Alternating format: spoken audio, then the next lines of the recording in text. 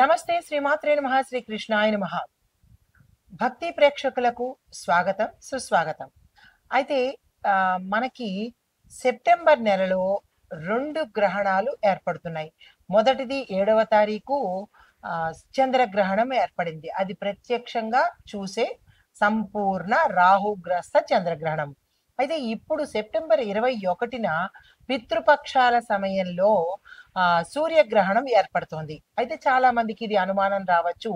ఇది ప్రత్యక్షంగా కనబడేదా? పాక్షిక సూర్యగ్రహణమా? అనేది మనకి ఒక డైలమా పరిస్థితి ఏర్పడింది. అయితే దీనివల్ల మనకి ఏ సమయంలో పడుతోంది? ఎలాగ జాగ్రత్తలు తీసుకోవాలి? ఇది దేశకాలమాన పరిస్థితులను బట్టి ఎట్లా ఉండబోతోంది? అనే వివరాలన్నీ ఇప్పుడు మనం తెలుసుకుందాము. ఇది చాలా చాలా తీవ్రమైన సూర్యగ్రహణము. అంటే ఈ మాసంలో పట్టిన 2 గ్రహణాలు కూడా చాలా తీవ్రమైనవే. అయితే ఇది రేఖాత్మక విశ్లేషణ ప్రకారం మనం చూసినట్టయితే కనుక తక్కువ భాగంలోనే మనకి తక్కువ శాతం మాత్రమే కనబడుతోంది. అంటే పాక్షికము అని చెప్పుకోవచ్చు. అయితే ఈ గ్రహణము ప్రధానంగా దక్షిణ గోళంలోనే ఏర్పడుతోంది. అక్కడ మాత్రమే స్పష్టంగా కనబడుతోంది. అంటే దక్షిణ గోళం అనంగానే ఏ దేశాలు వస్తాయంటే కనుక న్యూజిలాండ్, ఆస్ట్రేలియాలోని తూర్పు ప్రాంతము అంటే ఈస్ట్ సైడు, అంటార్కిటికా, దక్షిణ పసిఫిక్ ప్రాంతాలలోనూ కనబడుతోంది. అంటే ఎక్కువ భాగం అక్కడ కనబడుతోంది. భారతదేశంలో మాత్రం మనకి ఇది కనపడే అవకాశం లేదన్నమాట. అయితే అక్కడ పరంగా అంటే అక్కడ వాళ్ళకి కూడా తెలియాలి కదా ఈ అంశాలు. ఇది మొదటి స్పర్శ అంటే ఫస్ట్ టైము మనకి యూటీసీ స్టాండర్డ్ ప్రకారము 17.30 ఈ సమయంలోను అంటే వాళ్ళ టైం ప్రకారము. అయితే కనిష్ట గ్రహణము 19:43 యూటీసీ ప్రకారము. చివరి స్పర్శ ఆ సమయము 21:54 యూటీసీ ప్రకారంగా. అంటే ఈ సమయాలు మనకి ఐఎస్టీ అంటే ఇండియన్ స్టాండర్డ్ టైమింగ్స్. ఇది వాళ్ళ టైమింగ్స్ కాబట్టి అక్కడ చూసే ప్రేక్షకులకు ఈ సమయాలను అందుబాటులోకి ఇచ్చానన్నమాట.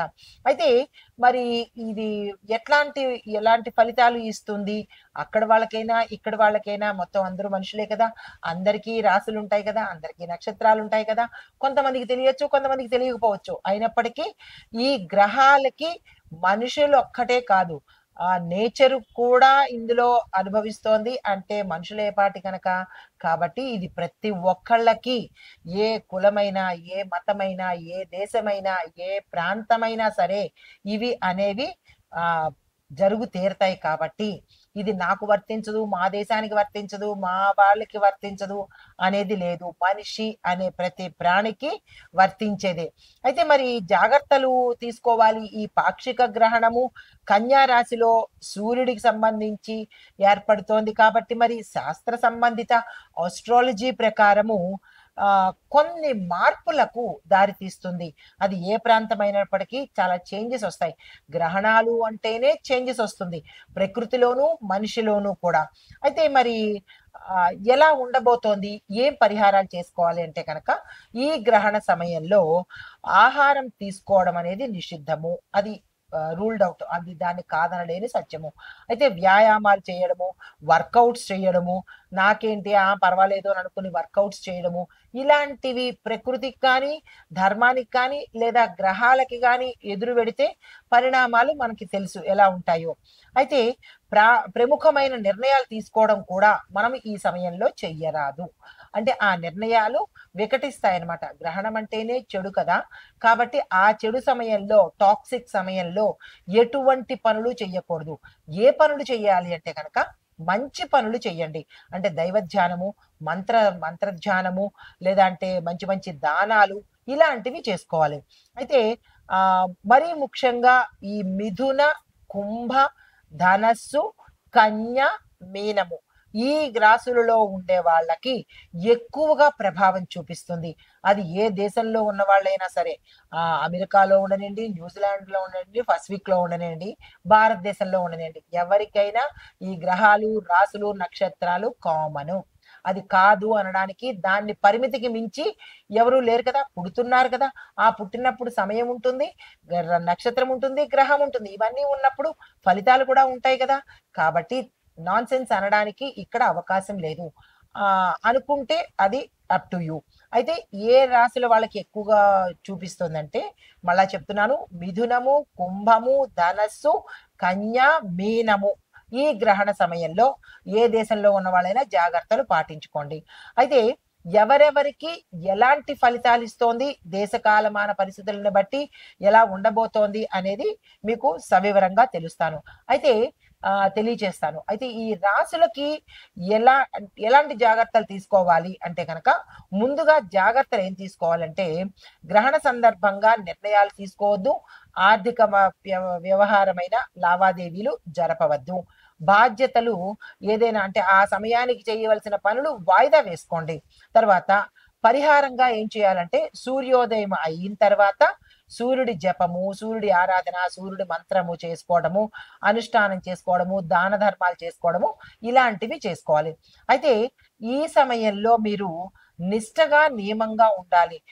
ఏది పడితే తినేయడము, మాంసము, మద్యము, ఇంకా ఇతరత్రా చెత్తా చెదారాలు ఇలాంటివేవి పాటించకండి. దాని ఇంపాక్ట్ కూడా మీరే అనుభవించవలసి వస్తుంది. అయితే వీటి పరంగా మరి ఇవన్నీ ఎలా ఉన్నాయి, మనుషులకి ఎట్లా వర్తిస్తాయి అంటే, మేషాది ద్వాదశ రాశుల వారికి ఎలాంటి ఫలితాలు ఇస్తోంది అనే అంశాన్ని ఇప్పుడు కూలంకషంగా తెలుసుకుందాం. అయితే జ్యోతిష శాస్త్రంలో గ్రహాలకి ఎంత అంటే గ్రహాల సంచారానికి ఎంత ప్రాధాన్యత ఉందో అంతే ప్రాధాన్యత గ్రహణాలకి కూడా ఇవ్వబడింది. అయితే ఈ నెలలో అనగా భాద్రపద మాసంలో సెప్టెంబర్ నెలలో మనకి వచ్చే ఈ గ్రహణాలు ఈ రెండు కూడా అశుభ ఫలితాలనే ఎక్కువ శాతం ఇస్తున్నాయి. కాబట్టి ప్రతి ఒక్కళ్ళు జాగ్రత్తలు తీసుకోండి. అయితే సెప్టెంబర్ 21 ఆదివారం పడింది. ఆదివారము, అందులోనూ సూర్యగ్రహణము. విశేషమైన ఫలితాలు కొంతమందికి ఇస్తే, విశేషమైన చెడు ఫలితాలు కూడా కొంతమందికి ఇస్తున్నది. అయితే ఇది భాద్రపద అమావాస్య రోజున మనకి చంద్రగ్రహణము పౌర్ణమి రోజున మొదలైంది. గమనించారో లేదో, మనకి ఇది ఆదివారము, అమావాస్య, సూర్యగ్రహణం ప్రారంభమవుతోంది. అయితే అది అర్ధరాత్రి అంటే 11 రాత్రి సమయంలో 11 సమయానికి ప్రారంభమయ్యి తెల్లవారుజామున అనగా మరుసటి రోజు సోమవారంన 3:23 వరకు దీని యొక్క తీవ్రత కనబడుతోంది. మరి ఏ రాశులు వాళ్ళు ఈ పాక్షిక సూర్యగ్రహణానికి జాగ్రత్తలు తీసుకోవాలి, ఏ రాశుల వాళ్ళకి అత్యంత శుభప్రదంగా ఉంది అనే విషయాలు కూడా మనము ప్రస్తావించుకుందాము. ఈ గ్రహణము కన్యా రాశిలో ఉత్తర ఫల్గుణి నక్షత్రంలో ఏర్పడుతోంది. కాబట్టి కన్యా రాశి వారు మనకి చంద్రగ్రహణము, కుంభరాశి వారికి పూర్వభద్ర నక్షత్రం వారికి జాగ్రత్తలు తీసుకోవాలి. వాళ్ళకి విపరీతమైన పరిణామాలు, ఈ గ్రహణ పరిణామాలు మీరు ఇక్కడ గుర్తుపెట్టుకోవాలి. ఈ గ్రహణ పరిణామాలు మనకి 6 నెలల పాటు మనకి అంటుకొని ఉంటాయి. చెడు ఫలితాలైనా మంచి ఫలితాలైనా ఈ విషయంలో చాలా జాగ్రత్తగా ఉండాలి. అయితే ఈ సూర్యగ్రహణము కన్యా రాశి వాళ్ళు చాలా జాగ్రత్తగా ఉండాలి. నక్షత్రము ఉత్తర ఫల్గుణి నక్షత్రంలో ఏర్పడుతోంది. ఉత్తర ఫల్గుణి నక్షత్రం వాళ్ళు కూడా చాలా జాగ్రత్తగా వ్యవహరించుకోవాలి. ఈ సూర్యగ్రహణ ప్రభావము మనకి శుభ ఫలితాలను ఇచ్చే రాశులు ఏవి, అశుభ ఫలితాలు ఇచ్చే రాశులు ఏవి అనేది సవివరంగా తెలుసుకుందాము.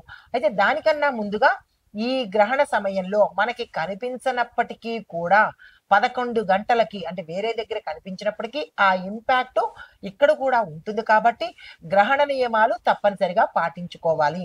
11 గంటలకి పట్టు స్నానం చేసుకోవాలి. ఆ సమయంలో ఆహార నియమాలు వద్దు, ఎటువంటి నిర్ణయాలు తీసుకోవద్దు. సాధ్యమైనంత వరకు మెలకుగా ఉంటే ధ్యాన తప అవి చేసుకోండి. దేవుడి మీద ధ్యాస పెట్టుకోండి. లేదు ఇక మేము నిద్రపోతాము అని అనుకున్నప్పుడు తెల్లవారిన తరువాత మీరు ఏ ప్రక్రియలు చేసుకోవాలి, ఏ దానాలు చేసుకోవాలి అనే విషయాలను మీరు పరిశీలనలోకి తీసుకోండి. అయితే ఇప్పుడు మనము ఏ రాశులు చక్కగా ఉండబోతున్నాయి, ఏ రాశులు వాళ్ళకి శుభ ఫలితాలు, అశుభ ఫలితాలు అనేది సవివరంగా తెలియచేస్తాను. పాటించుకునే ప్రయత్నం చేసుకోండి. అయితే ఈ గ్రహణ ఫలితాలు మేషాది ద్వాదశ రాశుల వారికి ఎలా ఉండబోతోంది అంటే కనుక, తదుపరి రాశి తులారాశి. ఈ రాశి వారికి ఫలితాలు ఖర్చులు ఎక్కువగా ఉంటాయి. ఆర్థిక నష్టాలు కనబడుతున్నాయి. ఆర్థికంగా మోసపోవడం కనబడుతోంది. ఆర్థికంగా మీరు ఇబ్బంది పడే అవకాశం కూడా ఎక్కువ కనబడుతోంది. అప్పులు చేయవలసిన పరిస్థితి, గతంలో ఉన్న అప్పులు తీర్చలేక 1, 2, 3 యాడ్ అయ్యేటట్టుగాను, వాళ్ళ వల్ల ఒత్తిడి తాకిడి కలగడంతో పాటు టార్చర్ కూడా ఎక్కువగా అనుభవించే పరిస్థితి కనబడుతోంది.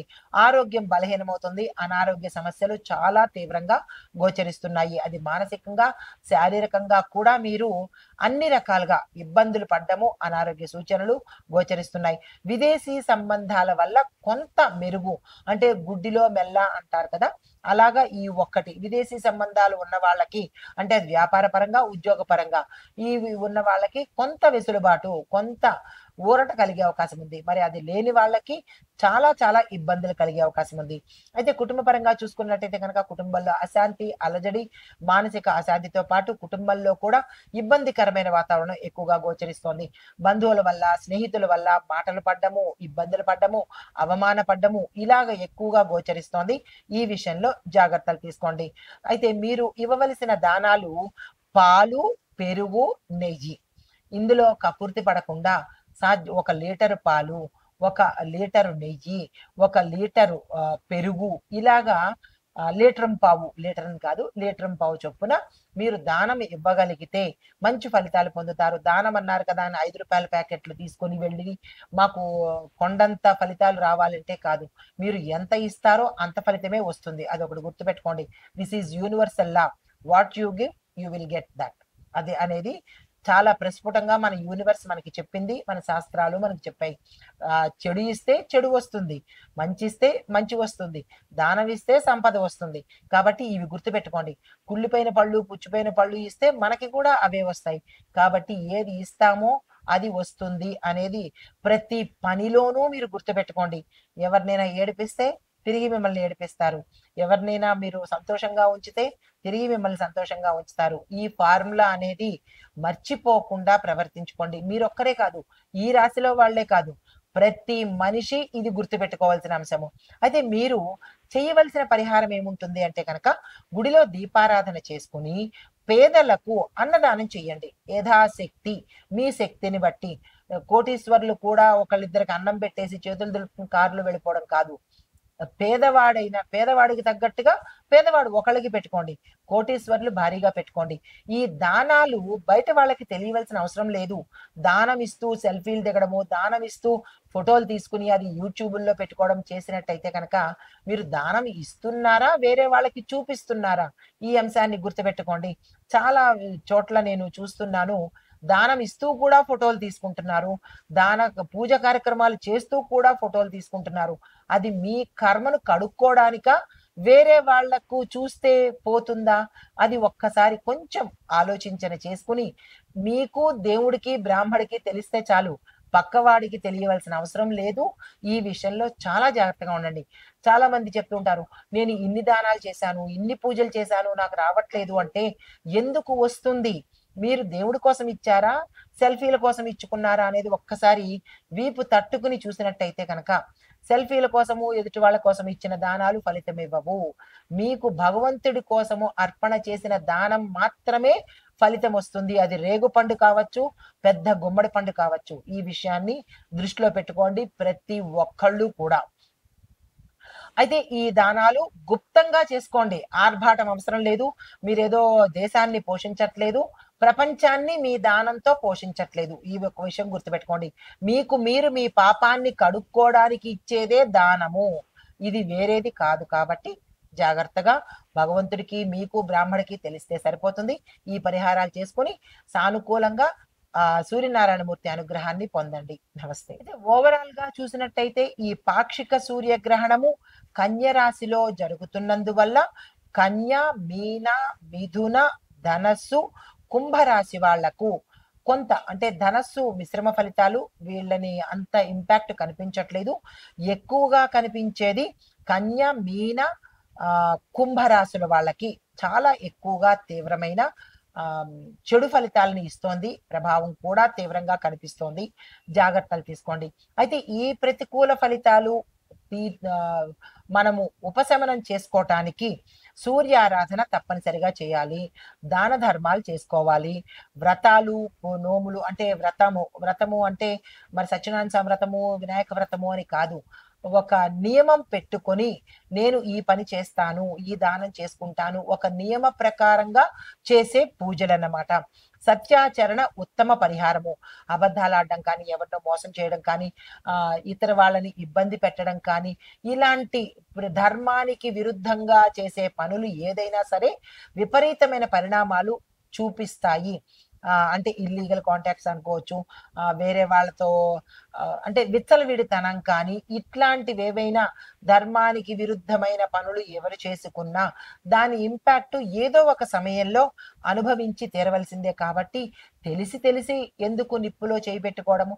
తప్పు అన్న దానికి దూరంగా ఉంటేనే మంచిది కదా! సో, ఈ పరిహారాలన్నీ పాటించుకొని, కొంతైనా సానుకూలమైన ఫలితాలు పొందాలి అని కోరుకుంటూ నమస్తే.